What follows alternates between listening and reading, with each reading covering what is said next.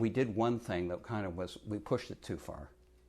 We organized a big conference on the future of the Canadian auto industry in the winter of 1972 in Windsor, and it was a conference where basically what we were saying was Canada needs a Canadian car industry. We need an all-Canadian car like they have in Sweden, say along the lines of the Swedish automobile industry.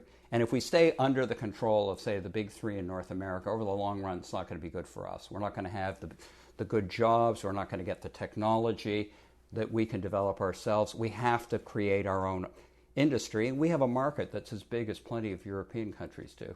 So that's the case that we were making. We hold our conference. It's a giant success. Hundreds of auto workers come. The mayor of Windsor comes to kick it off. We have a huge headline in the Windsor Star that says Waffle AIM is all Canadian car. That was the death knell for the Waffle, because the party establishment in Ontario, Stephen Lewis was then the leader, the party establishment, along with the leadership of the Steelworkers Union and the UAW, decided these guys have got to go. This is a threat to us.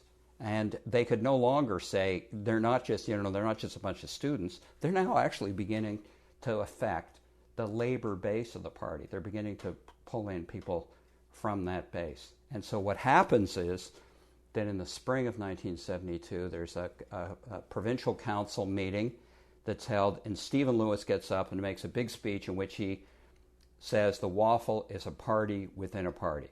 Okay? You're not really loyal New Democrats. This is a party within a party. You have a structure. But I believed deeply at the time they were wrong, because the Waffle had created its own membership, had created its own party within a party.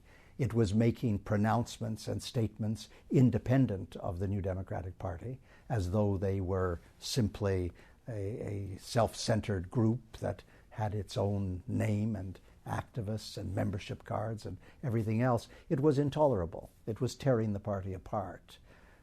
I was fairly naturally allied with the instincts of the Waffle, the more progressive instincts, because I've always felt myself to be on the radical side of social democracy. So I wasn't really discomfited by the analysis or the objectives. I was much more discomfited by the process, by the way they were going about it. And they were compromising everything the party did by seeming to be a separate voice with the legitimacy of the party because they were inside the party. So it was one or the other. And they weren't an encumbrance around my neck. They were choking me. They were strangling me as leader. And I had to take the very difficult decision to find a way of removing them because it was so destructive.